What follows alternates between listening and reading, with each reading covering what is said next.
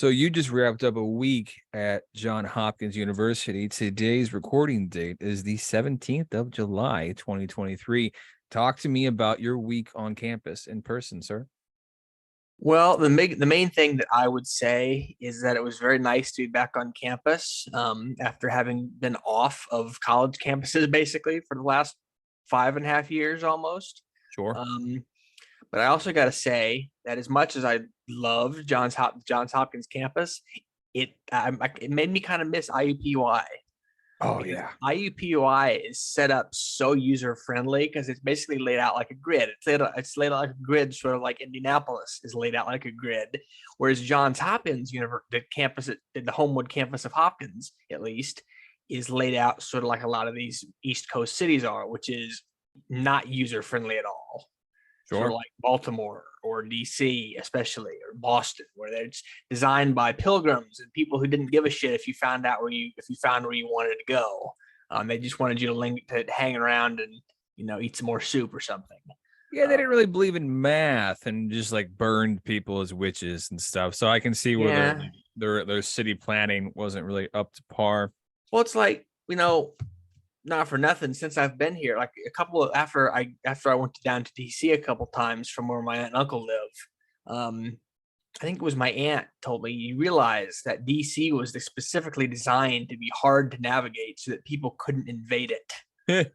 And it's like, yeah, that makes sense now because I drove to DC maybe a month ago or so to do something at the NASA headquarters. And yeah, I'm never going to drive to DC again. If I can avoid it by any means, I will do so. I will park outside of the city and ride the metro because that is much more worth it.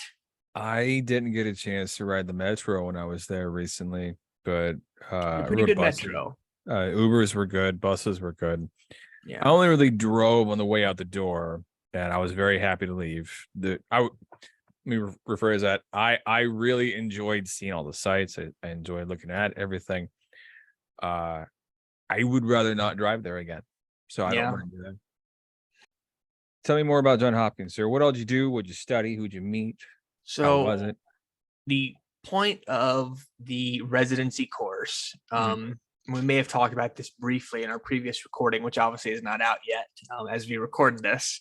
Um, it was the point of the residency is basically to give students in the master's program, specifically the online master's program, who don't usually spend time on campus, give them the opportunity to have time on campus and to work with other students in the class and in the program, to go visit places that you would do, to do things that you would do as a science writer. And I thought it was really well put together. They had some really great stuff on the agenda for us. On last Monday, a week ago today, we went and visited the Applied Physics Laboratory, which is a subsidiary of Johns Hopkins, that does research and development for basically for the Department of Defense, mainly among other things. On Tuesday, we went and visited Goddard, which is where I work. So I kind of had an inroad. I recognized a lot of the people. I got to meet some of my personal heroes. It was real nice. Wednesday, we kind of had kind of a light day, where we just most of the day Wednesday was actually devoted to free time, like time where we could draft our final projects and do follow-up interviews with subjects and things like that. I'm pretty sure I hung out in my dorm room most of that day. Sure. When I went, can't remember what I did, but I'm pretty sure I just sort of putzed around. And then Thursday we went down to DC and did a whole bunch of stuff in DC. Which we got to ride a charter bus, even though it took us like 2 hours to get out of DC. We didn't have to drive, so it was acceptable. Yeah. And then Friday we went and visited the Hopkins Medical Campus, which is sort of spread out over several blocks of downtown Baltimore. Sure. And yeah, so each day we kind of had a different subject of what we were covering. But we got presentations, we got talks from experts, we got to visit all sorts of cool places. Got a picture of like this big like electron microscope from at one of the Hopkins Medical Center facilities. Um, all sorts of cool pictures, really. And yeah, and it was all the point of the class. I don't think I discussed this yet. Actually, the point of the class, it was called Science in Action, and the theme is science futures. So it's like looking at how science is developing and how it's going to affect our future for, say, the next 5 years, the next 50 years, the next 500 years, whatever you want to look at. Really slanted more towards near futures, but sort of looking at how science is developing and where it's going. And yeah, that's why I chose it. I think we talked about this in our last recording too, that there was another residency this summer that's going to Edinburgh in Scotland, but it's looking at the past of science, the history of science more specifically. And I was like, it didn't really appeal to me. I want to look at the future of science because that's my wheelhouse. So it also worked out because I found out after we talked last that apparently the total cost for the residency in Edinburgh is like $10,000. Oh no. Yeah, so that's kind of a no-go for me. Yeah. That's more of like what you do if you are taking student loans or if you're like a wealthy student. So and neither one of those things applies to me. So I was like, yeah, I'm kind of happy that I went to Homewood campus because, especially considering that I'm on site in Maryland this summer, it really worked out. Because if I hadn't been on site in Maryland this summer, I would have had to actually come out for a week and do it, and then I had to go back. Since I'm already out here, I just drove from my aunt and uncle's house. It was like an hour drive, maybe even less than an hour drive. Parked my car in the garage, which I paid for. Just left it there all week. It was safe and dry, and stayed in the dorm room, which I also paid for, which is still a screaming deal compared to paying for airfare to Europe and then paying for someplace to live for a week in Scotland. Yeah. And then, all that stuff. So $10,000 for a week. Yeah. That's bananas. Yeah. So, well, I'm sure Scotland will be there when you're ready for it. Yeah. The Adraeans are basically the precursors for humanity. The way that humanity is precursors for the Zaydari and Epitaph for bipeds. The Adraeans lived at least 500 million years ago, and it's insinuated that they were around for a while before that, and there may have been things before them. But the main point of what the main reason they're important in the Spacer Saga, like the main Spacer Saga, where humans are the main characters, is that they are kind of like what's those things called from Marvel? The Watchers, the guys. They're kind of like the Watchers. They live among humans in the guise of mythological beings, which is where the mythological madness comes from, and they just sort of it's sort of between Stargate and the Eternals from Marvel, where there's like some of them sort of took on the role of mythological beings. Some of them created the roles of mythological beings through their own personas. That like humans are like, oh, we'll start calling our gods, such and such a name because of this character that came down and was teaching us how to grow crops and shit. Well, they eventually stepped back. When humans started developing, they stepped back because they realized, well, shit, the more we interact with them, the more we are going to possibly destroying their civilization or setting it down some certain path that we don't want to do. So by the time of the Spacer Saga, or at least the story there's a story that I started writing probably a couple years ago, maybe even 3 or 4 years ago, called the Journeymen.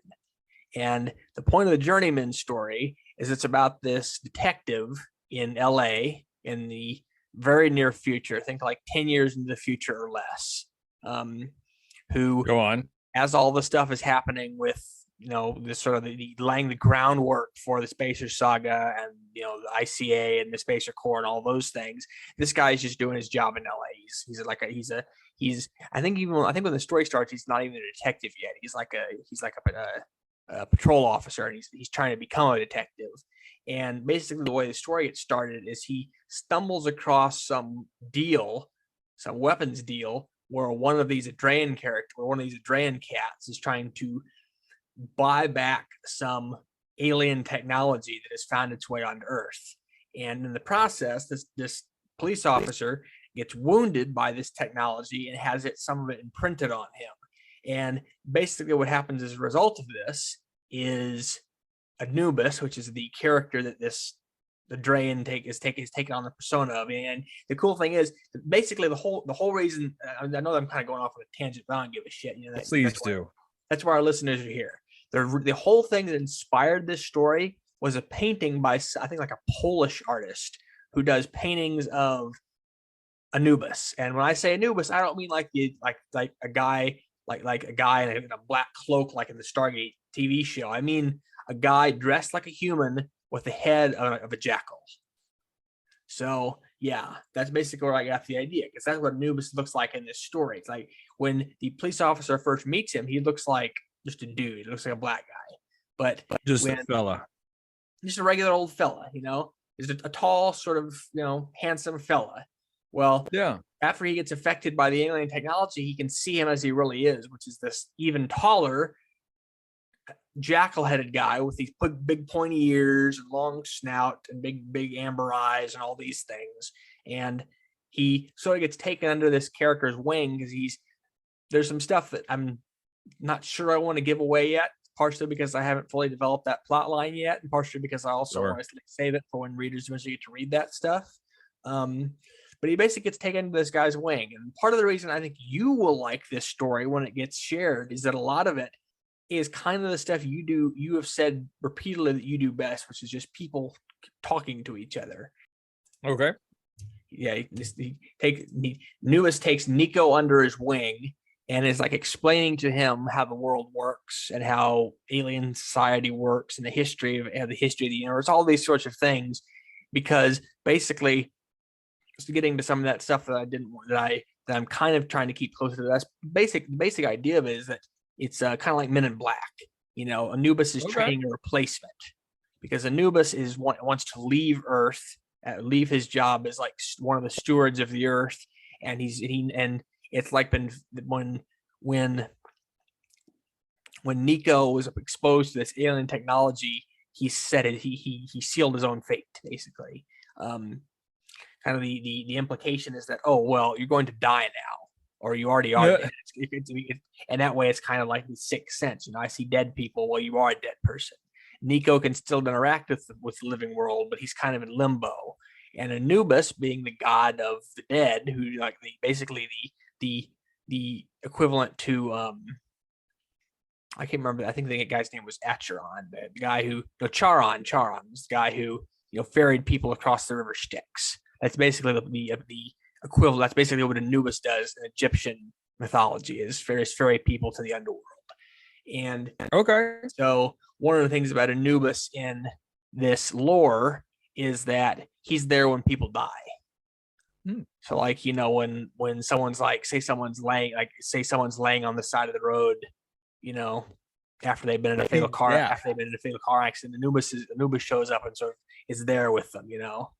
Character of Anubis in the Journeyman saga, he presents himself as this kind of like chipper, sort of naively optimistic character, but he's like you can tell when he talks that he's not naively optimistic. He's optimistic even though he's seen like everything there is to see. And but when he like lets his guard down, which he does, which as you do, in writing, you only let him do that a couple times in a couple key moments. When he lets his guard down, you realize that he's like just absolutely exhausted, because he's basically like I think what was the idea I had? The idea I had that he was part of the contingent of the Drayans that tried to change the course of human history, and as a result, when most of the other Drayans left Earth and left humanity to their own devices, sort of like, the biblical idea that God left us to make our own choices. That's symbolism. Good writing. Anubis's punishment was that he had to shepherd people to the afterlife, or basically be there when people die, because the afterlife is such a nebulous concept. But be there when people die. He's just kind of like, you put these, you care so much about these people. Why don't you spend their last moments with them? That's his punishment. And Who punished Anubis? What? Who punished Anubis? The more senior Adraeans. Oh, because Anubis is only like 16 million years old. He's a youngster. I mean, only. Are we doing an afterlife? Um, Probably not, because like I said, I'm kind of leaning towards they're not necessarily, at least I don't want to pin down to a certain idea because I don't want to step on people's beliefs.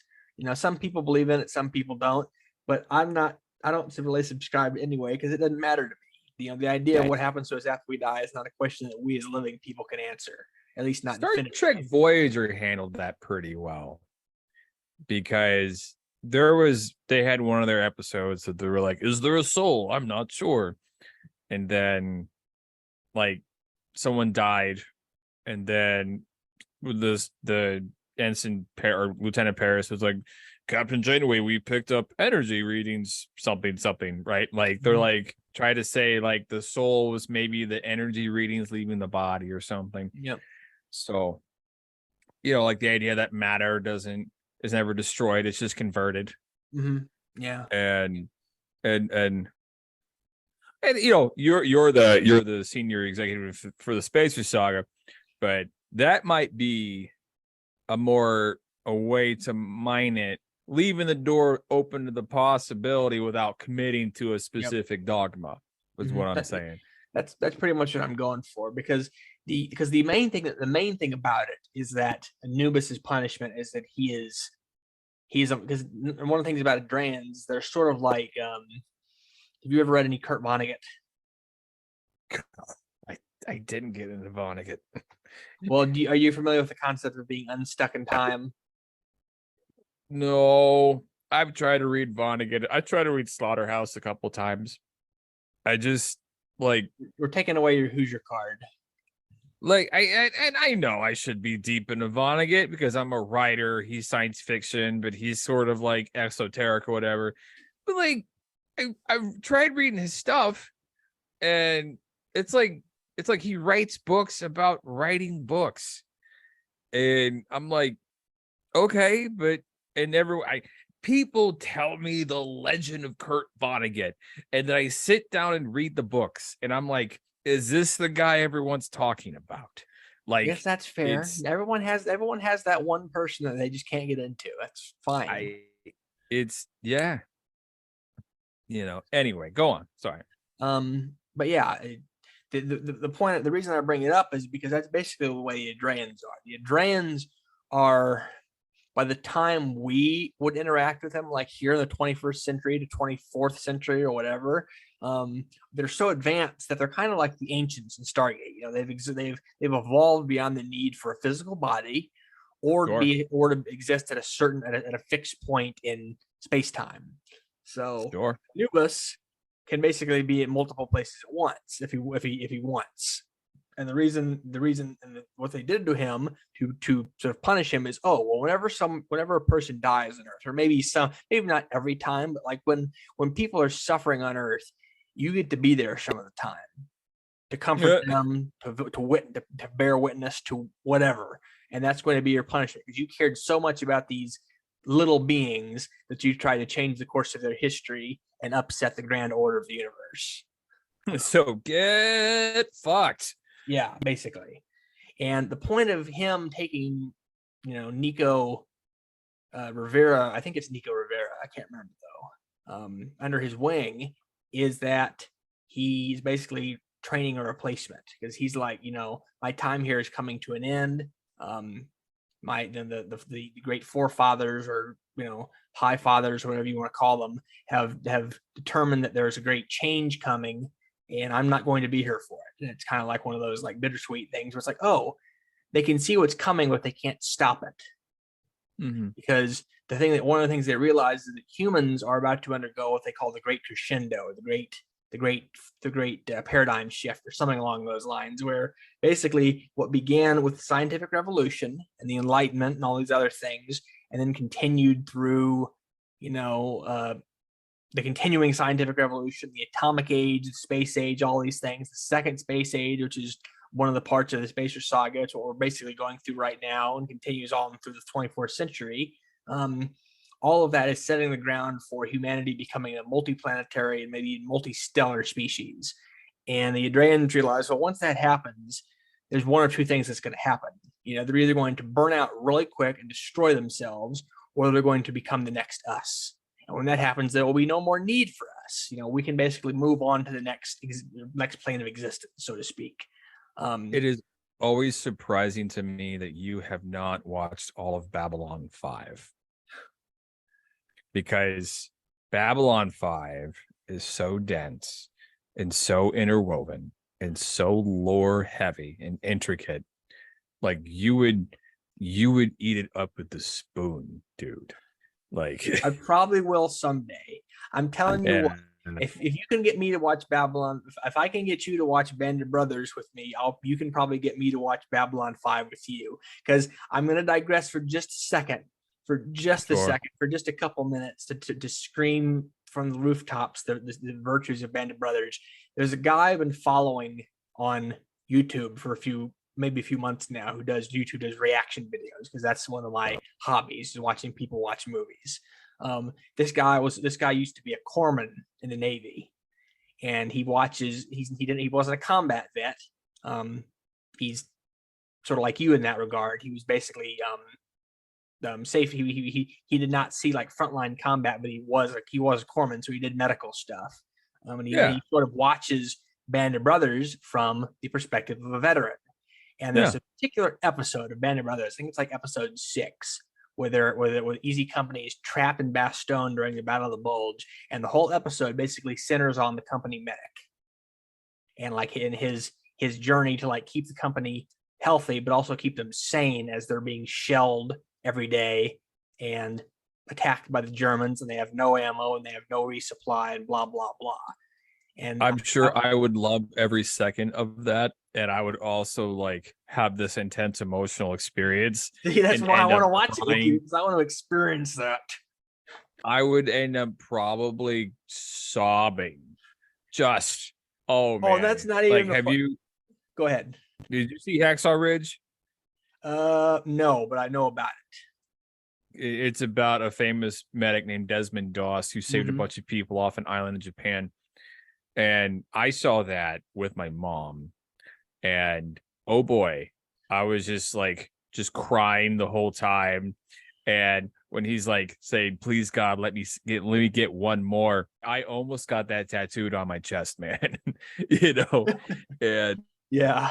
So I'm sure I will love Band of Brothers, especially since like I'm not in the military anymore. I'm more adjacent to the military now. Yep. And it's such a good series, because there's plenty that people say that like it doesn't necessarily get right, but there's lots of stuff where people who've like that I've watched reactions of, or people who've like have a little exposure to the military, they watch like, oh yeah, this really rings true. So they made it to be close to reality because it's based on the lives of real people. Sure. So maybe we can just like do here's how you sell it to me. We'll turn it into content, man. I was about to say, here's what we could do. We could do exactly what we're doing now. We could set up Zoom. Or even just well shit, I guess we do need Zoom if we're going to record, but we could set up Zoom and like record. We don't have to record the TV show, because obviously that would be violating all sorts of copyright stuff. We could break into the reaction business and have you do a reaction to Band of Brothers with me watching your reaction. Or even just this simple. We can just watch an episode and then talk about it. Yeah. And then we put on a Patreon behind the paywall. Yeah, that sounds good. And I mean, I'm not against doing reaction videos at some point, but what I just described is very simple to do. Yeah, sure. And I love the idea, because I've been thinking, well, what do we do for the Patreon? We'll do that. We'll watch things and then talk about them, right?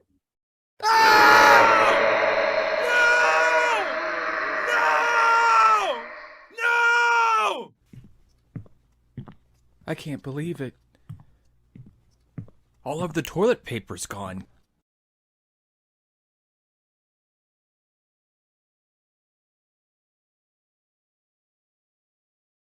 It was exactly 1 month after I got to Iraq. Passed the PT test today.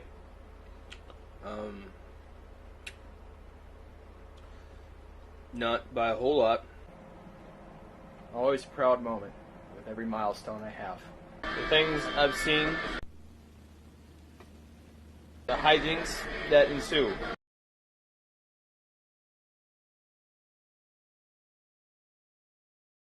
I reminds I don't know if I told you this. And I think you did. this I is remember way, your friend who died that way. That's why. That's probably what brought no, it to my no, mind. no. Actually, I have two really sad stories Oh, about people died on the side of the road. I laugh so I don't cry. Um, and this story isn't even mine. This is a story that I want to say a plumber told me, maybe an air conditioner repair technician who came to my house, something like that. And he was telling me how this was a young guy, he's probably 25, maybe 23, something like that.